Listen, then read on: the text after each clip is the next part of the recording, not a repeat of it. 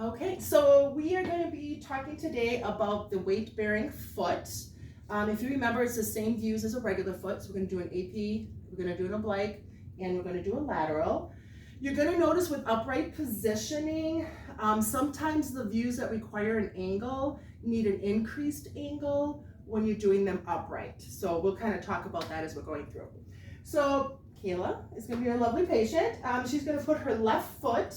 A lot of times what I'll do is I will, let me just get my SID back here.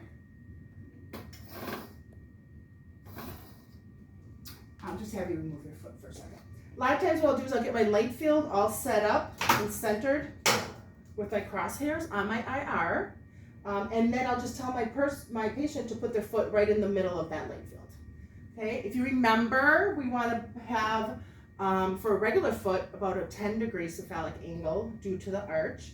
But when it's upright, we use a 15-degree cephalic angle. So we're still going to center at the same place. So we still want to center at the base of the third metatarsal.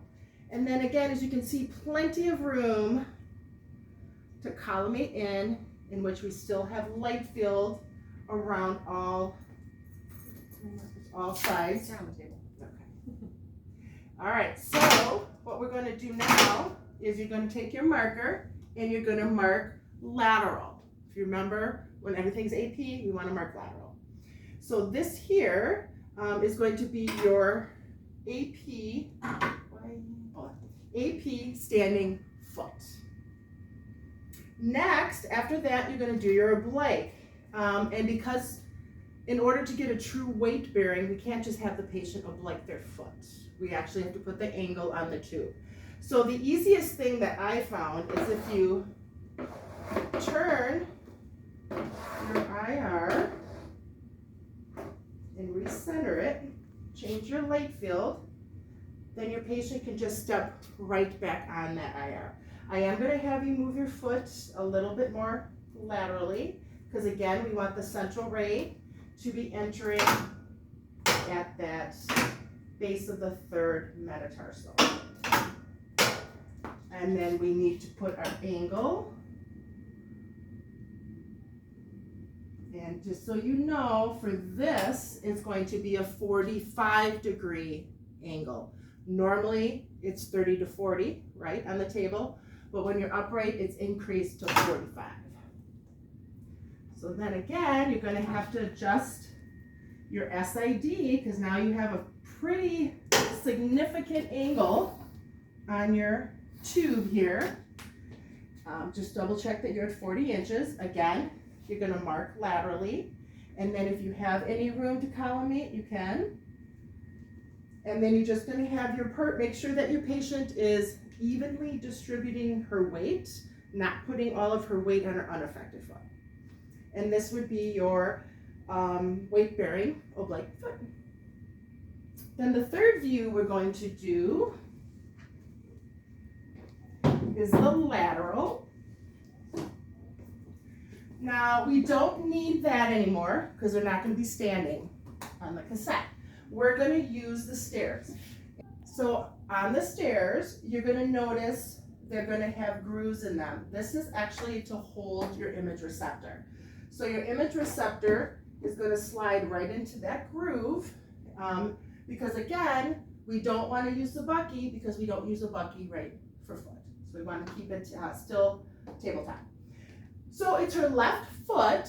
So I'm going to have the patient come up here and I'm going to tell her to put her right foot on this side of the film and her left foot on that side. If it was her right foot, it would be just the opposite. I would actually take the stairs, I'd put it over here, and then she would have her left foot over here and her right foot.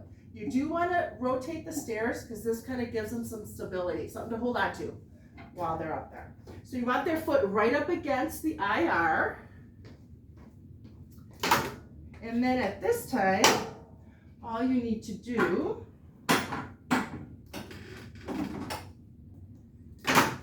is get your 40 inches. So remember, we're not in the bucky, so we don't need to detent it. We just go to the film until we're at our 40 inches. Then the centering is just going to be the same. So you want to enter the lateral side of the foot because it's a lateral to medial projection. And you're going to center at the level of the third MTP. And then again, if you know the collimation, they do like to see a little bit of ankle still on the IR. You don't want to cone in too much that way. Then for your marker, as you all know, for a lateral, we are going to mark anterior. So you put your marker just like that. Okay. Keep in mind when you're doing upright foot that you make sure that you're correctly marking it. If the place has little markers that say upright or standing, you can put those on there. Otherwise, if they don't, make sure you annotate on your image that they were done upright. And that would be the upright lateral foot routine.